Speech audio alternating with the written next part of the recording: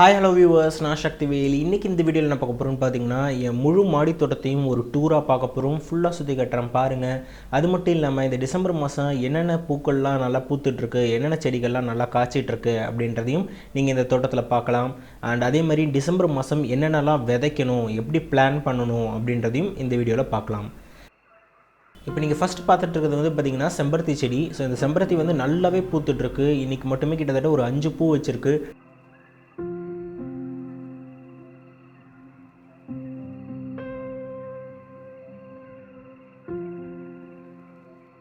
இது வந்து பார்த்திங்கன்னா ஒரு சின்ன ஒரு தொட்டியில் தான் வச்சுருக்கேன். அண்ட் அதேமாதிரி டேபிள் ரோஸும் நல்லா வந்து பூத்துட்ருக்கு.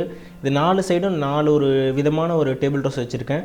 இங்கே நடுவில் பார்த்துட்ருக்குது வயல் பொன்னாங்கண்ணி. அந்த ஒரு செடி கூடயே வந்து பார்த்திங்கன்னா சொடக்கு தக்காளியும் தானாக முளைச்சது. சொடக்கு தக்காளி எதுவுமே நானாக எதுவும் போட்டு விதைச்சி வர்றது கிடையாதுங்க, தானாக அது வந்துக்கிட்டு இருக்குது. ஸோ அதேமாதிரி இப்போ வந்து பார்த்திங்கன்னா பீட்ரூட் மழையில் கொஞ்சம் அப்படி இப்படி இருக்குது, பட் ஆனால் ஓரளவுக்கு வெயில் பட்டவொடனே திருப்பி நல்லா வந்துட்டுருக்கு. ஸோ பீட்ரூட்டும் நல்லா வருது. அண்ட் அதேமாதிரி டேபிள் ரோஸ் நான் சொன்ன மாதிரி வந்து பார்த்திங்கன்னா நிறைய கலர்ஸில் நான் வச்சுருக்கேன். அதுவுமே பார்க்குறதுக்கு ரொம்பவே அழகாக இருக்குது. அண்டு தக்காளி வந்து சொல்லவே வேணாம், இப்போ தான் எனக்கு காய்க்கிறதுக்கு ஆரம்பிச்சிருக்கு. அநேகமாக இன்னும் ஒரு 10-15 நாளில் போதும் அளவுக்கு நல்லா காய்ச்சி தொங்கும் போல இருக்குது. இந்த டூரில் வந்து பார்த்திங்கன்னா நிறைய தக்காளி செடி நீங்கள் வந்து பார்ப்பீங்க. ஸோ தக்காளியில் வர பிரச்சனைகளுக்கு நிறைய நான் வீடியோ போட்டிருக்கேன். தக்காளிக்குன்னு ஒரு பிளேலிஸ்ட்டே இருக்குது, அதை பாருங்கள். அண்ட் இது வந்து பார்த்திங்கன்னா பொன்னாங்கண்ணி கீரையும் ரொம்பவே அருமையாக வந்துட்டுருக்கு. ரொம்ப பச்சை பசேல்னு இருக்குது, ரொம்ப ஆரோக்கியமாக இருக்குது.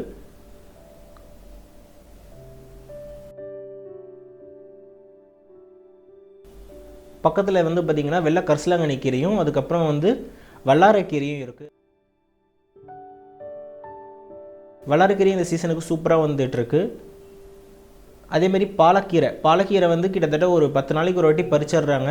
அண்ட் ஒரு பெரிய காமெடி ஒன்று நடந்துச்சு. பாலக்கீரைன்னு நினச்சிட்டு எங்கள் அம்மா என்ன பண்ணிட்டாங்கன்னா முள்ளங்கியை வந்து எடுத்துட்டாங்க. ஸோ அதனால் முள்ளங்கி வந்து போயிடுச்சு. ஸோ திருப்பி போடணும்.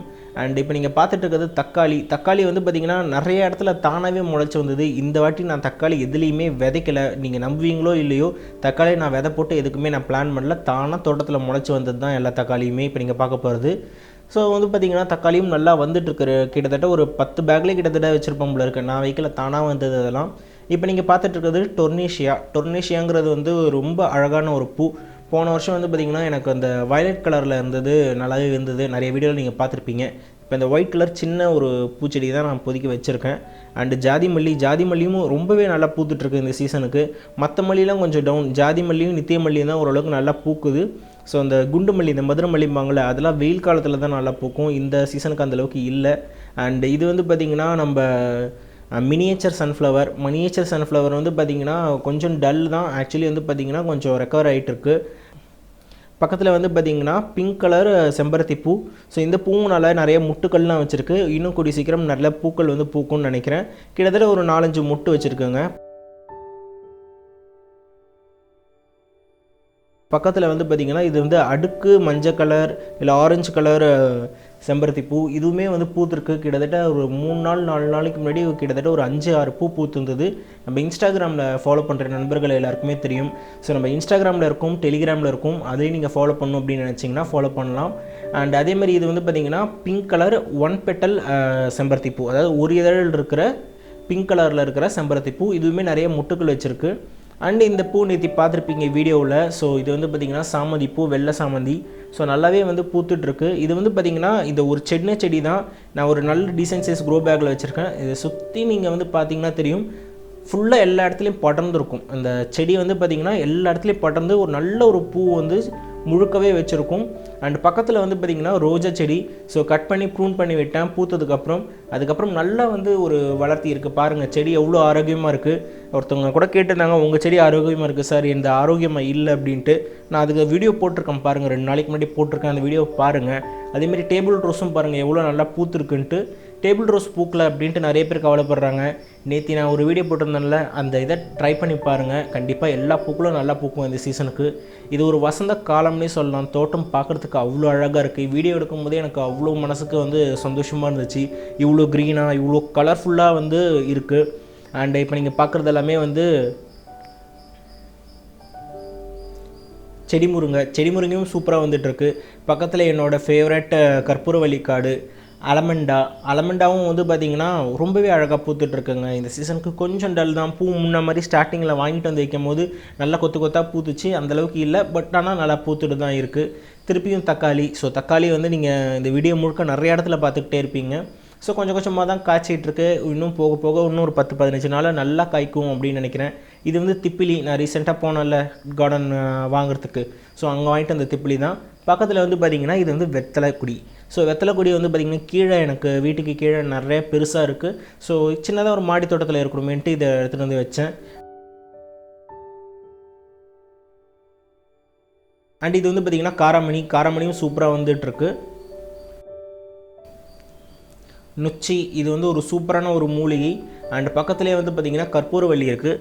பக்கத்தில் அந்த சைடு வந்து பார்த்திங்கன்னா காஸ்மோஸ் ஆல்ரெடி பூத்து முடிஞ்சு செத்துருச்சு. ஸோ அதோட இதெல்லாம் இருக்குது, அது ரெடி எடுத்துகிட்டு நான் திருப்பி பண்ணணும்.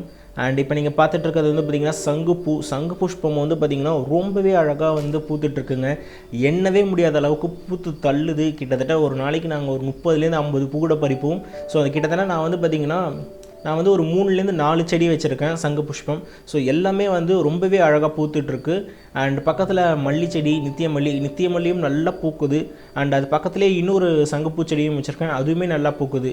ஸோ இந்த பட்டர்ஃப்ளை நீங்கள் வந்து இந்த வீடியோவில் ஒன்று தான் பார்க்குறீங்க. பட் ஆனால் நான் வந்து பார்க்குற டைமில் கையில் ஃபோன் இல்லாத டைமில் வந்து பார்த்திங்கன்னா கிட்டத்தட்ட ஒரு 10-15 பட்டர்ஃப்ளை வந்து தோட்டத்தில் ஃபுல்லாகவே வந்து தேன் குடிச்சிட்டு போகும்.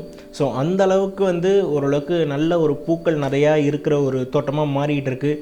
இந்த பூக்கள் மட்டும் கிடையாது, காய்கறி செடிகளில் வரும்ல அந்த பூக்கள்லேயும் வந்து பார்த்திங்கன்னா இந்த மாதிரி பட்டர்ஃப்ளைஸ்லாம் நிறையா உட்காரும், தேனீக்கள் நிறையா உட்காரும். ஸோ அதெல்லாம் இப்படி பண்ணுறதுனால தான் நமக்கு நல்லா மகரந்த சேர்க்கை நடந்து இந்த காலம் தான் வசந்த காலம்னு சொல்லுவாங்க. எல்லா செடியும் நல்லா காய்ச்சிக்கிட்டே இருக்கும், காய்க்காத செடின்னு எதுவுமே இல்லை.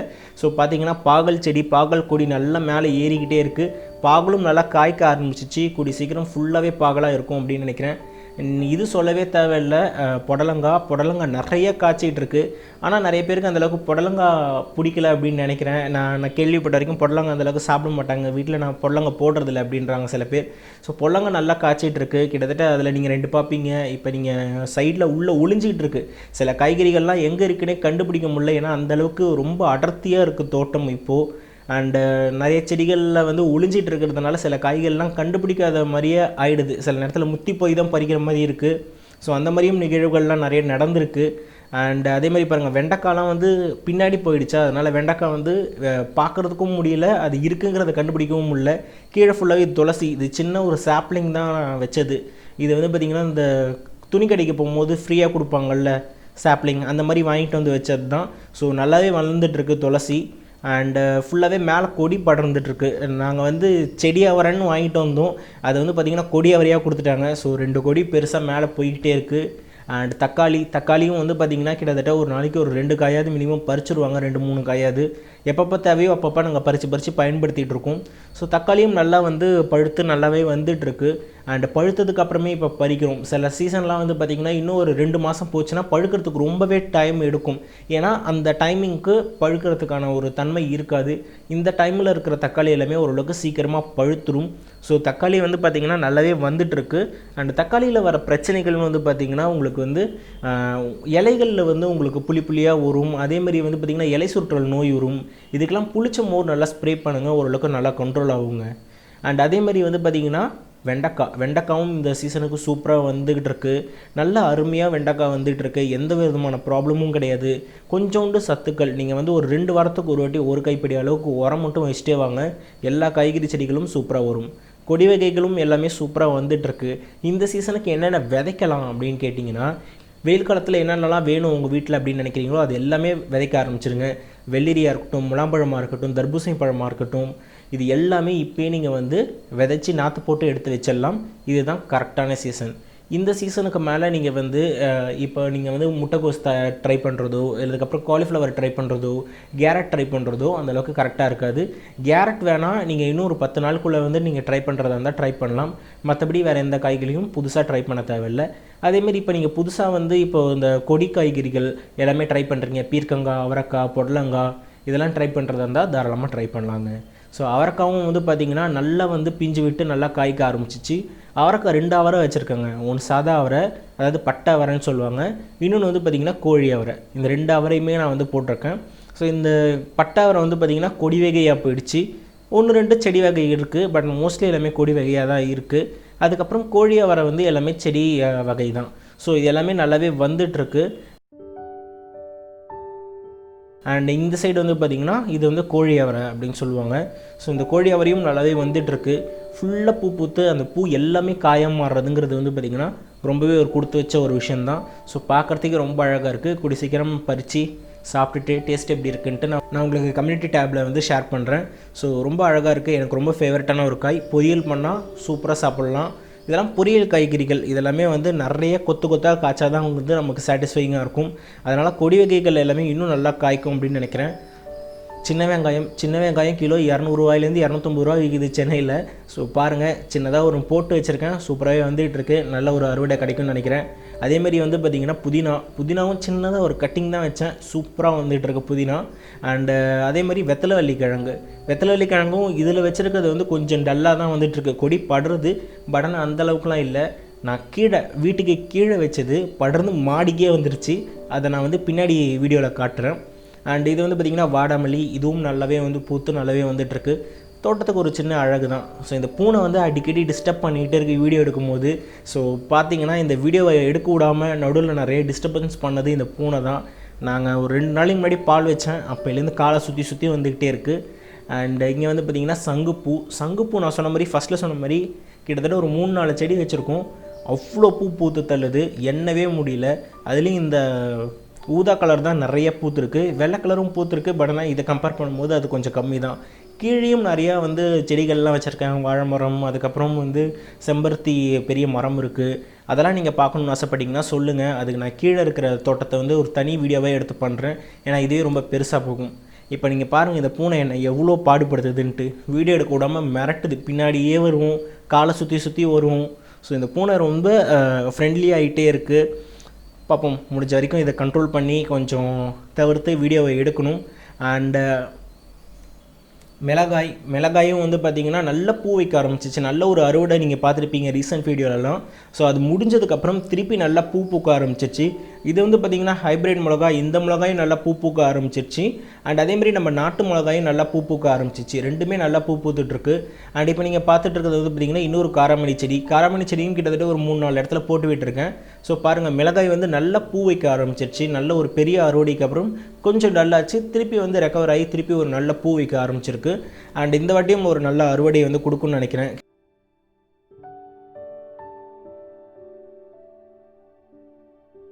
இப்போ 1-2 மிளகா வந்து அங்கங்கே வர ஆரம்பிச்சிச்சு. ஸோ இந்த சைடு ஃபுல்லாகவே பாருங்களேன், எவ்வளோ ஒரு டென்ஸாக இருக்குது. அந்த இடத்துக்குள்ளே தான் வந்து பார்த்திங்கன்னா வெண்டைக்காய்லாம் ஒளிஞ்சிட்ருக்கு. நீங்கள் பார்த்தீங்கன்னா நல்லா ஊற்று பார்த்தீங்கன்னா தெரியும், அங்கே ஒரு 3-4 வெண்டைக்காய் இருக்குது. அண்ட் இந்த சைடு வந்து பார்த்திங்கன்னா செடி முருங்கையும் கிட்டத்தட்ட ஒரு 4-5 தொட்டி பெரிய தொட்டியில் வச்சு விட்டுருக்கேன். கீரைகளுக்கு எங்களுக்கு நல்லாவே வருதுங்க. இதில் முருங்கைக்காயெலாம் அந்தளவுக்கு வருதுன்னு சொல்ல முடியல, பட் ஆனால் கீரைக்கு எங்களுக்கு முருங்கைக்கீரைக்கு இது கண்டிப்பாக எங்களுக்கு போதுமானதாக இருக்குது. இப்போ நான் சொன்னல வெத்தலை கிழங்கு. ஸோ அதை பாருங்கள், மாடியில் எங்கள் டேங்க்கு பக்கத்தில் வரைக்கும் எனக்கு வந்துருச்சு. அது கீழே வந்து பார்த்திங்கன்னா மாமரத்துக்கு கீழே நான் வந்து அதை போட்டு விட்டது தான். ஸோ அது அப்படியே மேலே ஏறி எனக்கு மேலே வரைக்கும் வந்துருச்சு. கிட்டத்தட்ட இது ரொம்ப சீக்கிரமாக வளருது. மண்ணில் வச்சா, தொட்டியில் வைக்கிறது அந்தளவுக்கு பெருசாக அந்தளவுக்கு வளரல. அண்ட் இந்த சைடு ஃபுல்லாகவே வந்து பார்த்திங்கன்னா பழங்கள். இந்த சைடு ஃபுல்லாகவே பழமரங்கள். இது வந்து கொய்யா 2 இது வச்சுருக்கேன், தொட்டி வச்சுருக்கேன். கொய்யா இன்னும் பூக்களை காய்க்கவும் இல்லை. அதே மாதிரி வந்து பார்த்திங்கன்னா போன வருஷம் நல்லா காய்ச்சது எலுமிச்சை. இந்த வருஷம் எதுவும் புதுசாக எதுவும் தென்படலை. இது வந்து பார்த்திங்கன்னா நாக்பூர் ஆரஞ்சு. அநேகமாக அடுத்த வருஷத்துக்குள்ளே காய்க்கும்னு நினைக்கிறேன். மாதுளை ஏதோ டிஸ்டர்ப் பண்ணிக்கிட்டே இருக்குது. இதை விட ஒரு பெருசாக வந்து ஒரு வேலி போட்டால் தான் கண்ட்ரோல் ஆகும்னு நினைக்கிறேன். நல்லா பூ பூத்துட்ருக்கு. செடி ரொம்ப ஆரோக்கியமாக தான் இருக்குது. பார்த்திங்கன்னா நிறைய இன்னும் க்ரோத்லாம் இருக்குது. பட் ஆனால் அந்தளவுக்கு காய் இன்னும் பிடிக்கல சரியா. அதுக்கு பார்த்திங்கன்னா உங்களுக்கு அணில் இல்லை காக்கா வந்து ஏதாவது அந்த பூவை வந்து டேமேஜ் பண்ணி விட்டுட்டே இருக்குது. அது ஃபுல்லாக வேலி தான் போடணும்.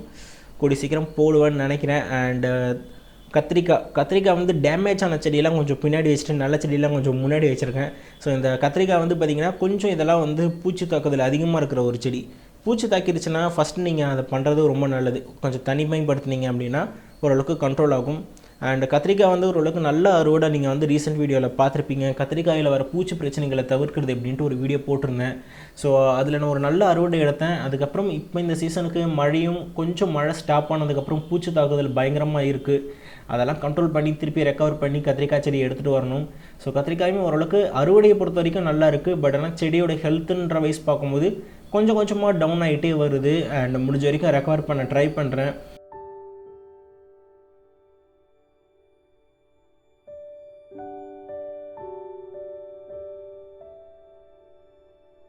பாருங்கள். அண்ட் இந்த வீடியோ உங்களுக்கு ரொம்ப பயனுள்ளதாக இருக்கும்னு நினைக்கிறேன். நான் சொன்ன மாதிரி கீழே இருக்கிற தோட்டங்கள், கீழே இருக்கிற பூச்செடிகள் எல்லாமே நீங்கள் பார்க்கணுன்னு ஆசைப்பட்டீங்கன்னா அதுக்கு ஒரு தனி ஒரு டூராகவே போடுறேன். அண்ட் அந்த வீடியோ பார்க்கணுன்னு ஆசைப்பட்டீங்கன்னா கீழே கமெண்ட் செக்ஷனில் சொல்லுங்கள். எத்தனை பேர் கேட்குறீங்களோ அதுக்கேற்ற மாதிரி நான் வந்து கீழே இருக்கிற ஒரு தோட்டத்தை வந்து ஒரு வீடியோவாக எடுத்து நான் பண்ணுறேன். அண்ட் இந்த வீடியோ பிடிச்சிருந்துச்சுன்னா லைக் பண்ணி விடுங்க. இந்த வீடியோ பிடிக்கலையா அப்போ டிஸ்லைக் பண்ணி விடுங்க. அண்ட் உங்கள் ஃப்ரெண்ட்ஸ் நண்பர்கள் எல்லாருக்கும் ஷேர் பண்ணி விடுங்க.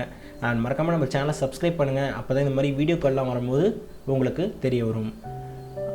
நான் உங்களை அடுத்த ஒரு சூப்பரான வீடியோவில் சந்திக்கிறேன். Until then, bye from your Sakthivel. Have a happy gardening day. Bye bye.